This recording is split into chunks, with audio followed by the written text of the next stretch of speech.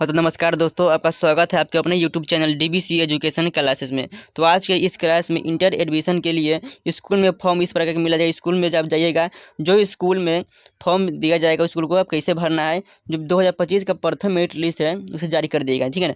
और जो अब इसमें मेरिट लिस्ट में जिस जिस कॉलेज में आपका नाम आया है उस कॉलेज में आप जाकर एडमिशन कराइएगा। और स्कूल में एडमिशन जब कराया जाइएगा, किस प्रकार का फॉर्म दिया जाएगा, किस प्रकार का फॉर्म दिया जाएगा, इस प्रकार फॉर्म को आप भर कर जमा कराना होता है, ठीक है ना। तो आप इस फॉर्म में एक भी गलती नहीं करिएगा।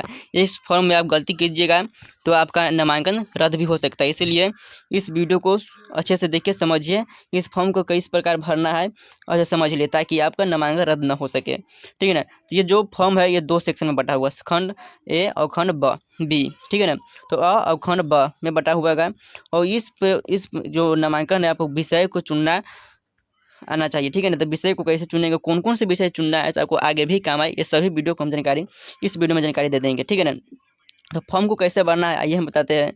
इंटर एडमिशन फॉर्म स्कूल में जब जाइएगा तो इस प्रकार का फॉर्म दिया जाएगा। इस प्रकार का फॉर्म जब एडमिशन कराया जाइएगा स्कूल में तो इस प्रकार का फॉर्म दिया जाएगा। इस प्रकार का फॉर्म को आपको भरकर सबमिट करना होता है, ठीक है ना। तो देखिए ओ एफ एस एस के सी एफ नंबर पर बारकोड, जो आपको एडमिशन कराने के समय जब ऑनलाइन किए होंगे तो यहाँ पर आपको उस फोटो के ऊपर बारकोड नंबर दिया होगा, जो 25J से शुरू होगा। जो 25J से शुरू होगा यहाँ पर भरना है वो बारकोड नंबर, जो यहाँ पर भरना है। जो ऑनलाइन कराते समय आप जो OFS के माध्यम से आप ऑनलाइन कराए होंगे तो यहाँ पर बारकोड नंबर दिया होगा, 25J से शुरू होगा उस वही का। और जो कैटेगरी है आप रेगुलर है तो रेगुलर भर दीजिएगा, यहाँ पर रेगुलर भर दीजिएगा। और कॉलेज का जो इंटर में जो अभी एडमिशन कराया जाए उस कॉलेज का जो है स्कूल कोड भर दीजिएगा यहाँ पर। स्कूल का नाम है, जो यहाँ पर नाम है, जो कॉलेज आपको अलॉट किया गया, जो कॉलेज आपको सिलेक्शन में आया है उस कॉलेज का यहाँ पर नाम भरना है। और आपका जिला कौन सा है, यहाँ पर जिला भर दीजिएगा, यहाँ पर जिला का नाम भर दीजिएगा। और यहाँ पर स्टूडेंट नेम, तो यहाँ पर आपका नाम जो कैपिटल लेटर में भरिएगा, इंग्लिश में कैपिटल लेटर में भरिएगा। और मदर्स नेम, यहाँ पर मदर्स नेम भरना है, माता का नाम भरना है, या यहाँ पिता का नाम भरना है, या फादर्स नेम है, यहाँ पिता का नाम है, सब कैपिटल लेटर में भरना है। और डेट ऑफ बर्थ, आपका डेट ऑफ बर्थ भरना है, स्टूडेंट का डेट ऑफ यहाँ पर भरना है, न कि माता पिता ये भर दीजिएगा, ठीक है ना। तो यहाँ पर जो है अपना डेट ऑफ भरना है स्टूडेंट का। और मैट्रिक आप जो है किस बोर्ड से किया है, CBSE बोर्ड से किया है तो CBSE बोर्ड भरेगा। बिहार बोर्ड से किया है तो BSEB बोर्ड से किया है, तो यहाँ पर BSEB बोर्ड है लिखा है तो BSEB बोर्ड बिहार बोर्ड से हो जाएगा, ठीक है ना। और यहाँ पर जो है मैट्रिक बोर्ड का जो मैट्रिक है उसका जो रोल कोड है, रोल कोड यहाँ पर ये भरिएगा, रोल कोड, ठीक है ना। तो 52-015 था। मैट्रिक में जिस वर्ष आप इस वर्ष मैट्रिक में जिस स्कूल से आप पास होंगे उस स्कूल का जो है ना कोड होगा, तो यहाँ पर कोड भर दीजिएगा, आपका एडमिट कार्ड पर दिया होगा। यहाँ पर रोल कोड, आपको रोल नंबर भरना है, रोल नंबर जो 2025 में एग्जाम दिए हैं एडमिट कार्ड पर लिखा हुआ है रोल नंबर, यहाँ पर भर दिया 25 लाख कुछ होगा, 25 लाख कुछ होगा, वहाँ पर भर दीजिएगा रोल नंबर। यहाँ पर पासिंग ईयर्स, देखिए यहाँ पासिंग ईयर्स, यदि आप 2025 में एग्जाम दिए है, 2025 में पास हुए तो 2025 भर दीजिएगा। यदि आप पिछले साल के हैं 2024 वाला है तो 2024 भर दीजिएगा। लेकिन अधिकतर स्टूडेंट है यहाँ पर 2025 में पास हुए होंगे तो यहाँ पर 25 भर दीजिएगा, ठीक है ना। और जेंडर, जब आप मेल है फीमेल है, यहाँ पर मेल है तो मेल भर दीजिएगा, फीमेल है तो फीमेल भर दीजिएगा यहाँ पर, ठीक है ना। 12 नंबर में। 13 नंबर में जो है वो कास्ट या कैटेगरी, कास्ट कैटेगरी जो SC है तो ST भर दीजिएगा, OBC है तो OBC भर दीजिएगा, और जो ST है तो ST भर दीजिएगा। और जो भी कैटेगरी से आते हैं यहाँ पर आपको कैटेगरी भर देना है, ठीक है ना। यहाँ पर आपको कैटेगरी भर देना है 13 नंबर में। और जो 14 नंबर में आपको अब विकलांग है तो विकलांग को एस टिक करेगा, यहाँ पर यस टिक करेगा, यहाँ पर यस करेगा। यदि आप न है मिलाक नहीं है तो यहाँ पर नो पर टिक लगाइएगा और नो यहाँ पर लिख दीजिएगा, ठीक है ना।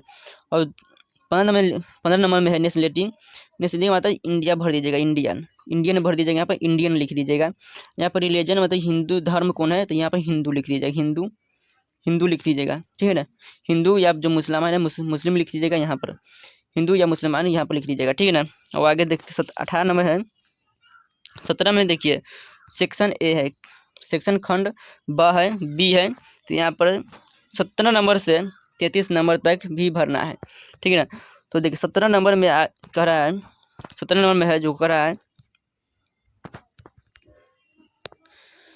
यहाँ पर आधार कार्ड नंबर भरना है, यहाँ पर आधार कार्ड का जो है ना नंबर भरना है। यहाँ पर आधार कार्ड पर आपका आधार कार्ड स्टूडेंट का आधार कार्ड नंबर भरना है।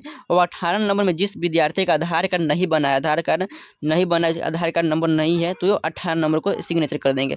और जो विद्यार्थी 17 नंबर को भर दिए हैं वो 18 नंबर को नहीं भरेंगे, ठीक है ना। तो 18 नंबर जो विद्यार्थी 17 नंबर को भर दिए आधार कार्ड नंबर, वो 18 नंबर को नहीं भरेंगे। यहाँ पर सिग्नेचर नहीं कर, जो जो आधार कार्ड नंबर भर दिया है वो सिग्नेचर नहीं करेंगे। और जो विद्यार्थी सिग्नेचर यहाँ पर आधार कार्ड नंबर नहीं भरा होगा तो वही विद्यार्थी यहाँ पर सिग्नेचर कीजिएगा।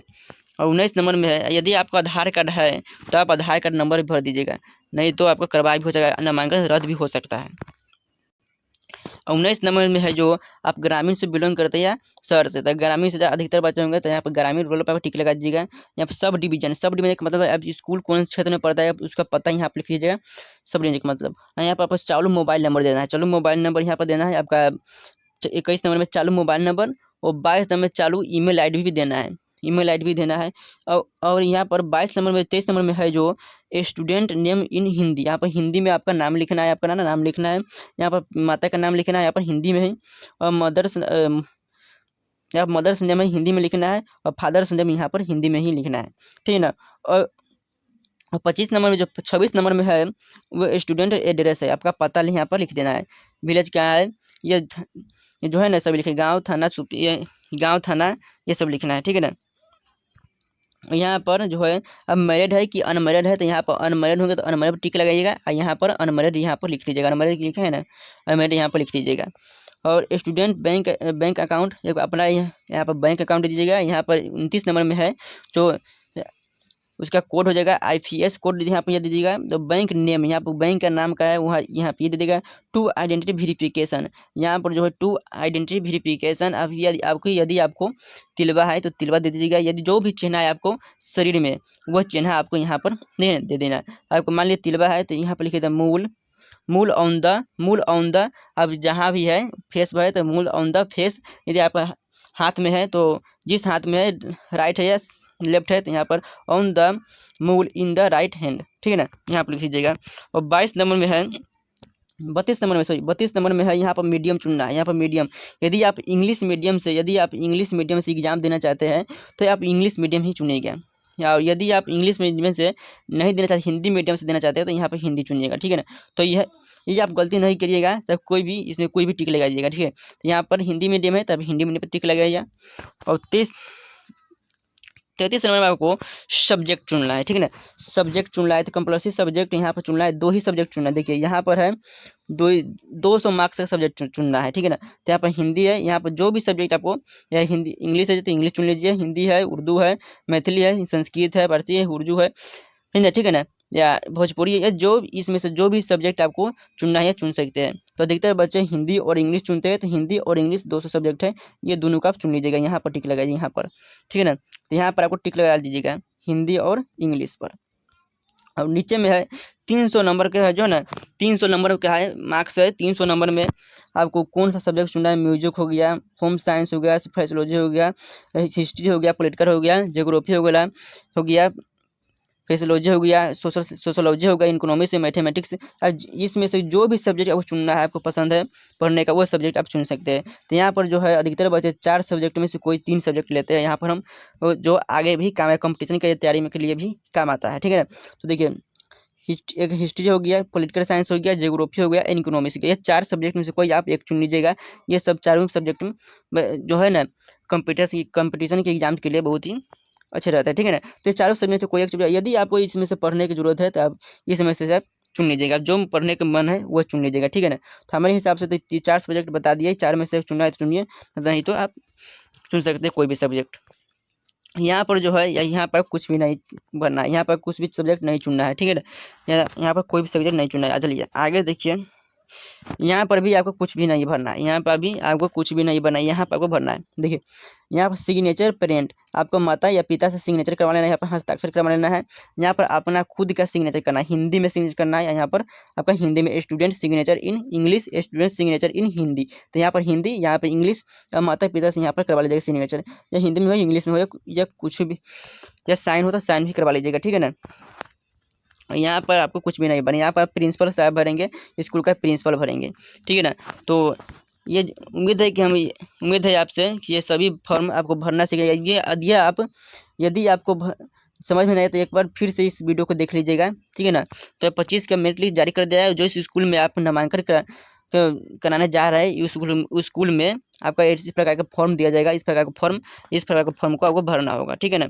तो आज की क्लास में इतना ही। तो अब देखिए, जय हिंद, धन्यवाद। यदि आप कोई भी दिक्कत है तो आप इस कमेंट बॉक्स में जरूर पिन कीजिएगा।